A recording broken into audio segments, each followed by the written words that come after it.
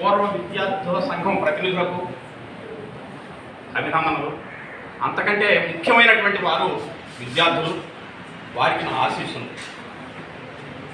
మిత్రులారా, ప్రతి ప్రాణికి పుట్టినరోజు ఒకటి ఉంటుంది. మనిషి మాత్రమే జరుపుకుంటాడు, వేరే విషయం. ఎవరు జరుపుకోవాలంటే ప్రతి ఒక్కరు జరుపుకుంటున్నారు. కానీ నిజంగా జరుపుకోవడానికి కొంతమంది అర్హులు. ఆ అర్హులు, యోగ్యత కొంతమందికి ఉంటాయి. అలాంటి యోగ్యత, అర్హత మన శివశంకరకు ఉంది కనుక నేను ఈ వేదిక మీదకి వచ్చాను.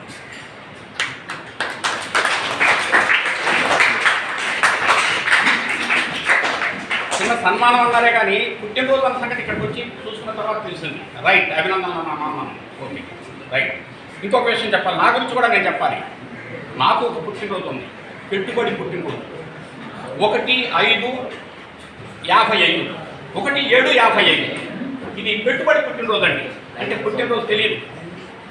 స్కూల్కి జాయిన్ చేసినప్పుడు, స్కూల్లో ప్రవేశించినప్పుడు మా మాస్టర్, ఆనాటి మాస్టర్ అందరికి సహజంగా చేస్తున్నటువంటి ఇదనమాట. 1/7/55, 1/7/56 అలా వచ్చింది. అన్నీ కూడా పెట్టుబడి పుట్టినరోజులే.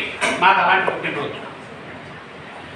కానీ తనకి ఒక రిజిస్టర్డ్ పుట్టినరోజు ఉన్నందుకు సంతోషం, అభినందనలు. ఆ తల్లిదండ్రులు కూడా నిజంగా అభినందనీయులు. సరే, ఇక్కడ ఆయన సేవా కార్యక్రమాల గురించి, ఆయన త్యాగశీలత గురించి అంతకుముందు కానీ, ఇప్పుడు కానీ, భవిష్యత్తులో కానీ ఆయన చేయబోయే కార్యక్రమాల గురించి కానీ మనం చెప్పుకోవాల్సిన పని లేదు. అవి చరిత్రకారణంగా అందరూ ఎరిగినటువంటి విషయమే.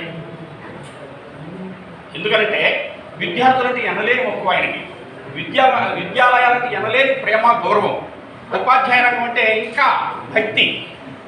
కనుకనే ఇలాంటి పూర్వ విద్యార్థుల సంఘానికి ఆయన అధ్యక్షుడిగా ఉండి 10 సంవత్సరాల నుంచి నిర్విరామంగా ప్రతి సందర్భంలోనూ పిల్లలకి సభలు జరిపే సందర్భంలోనూ, వాళ్ళకి ఉపకార వేతనాలు పంచే సందర్భంలోనూ, అంతేకాదు వాళ్ళు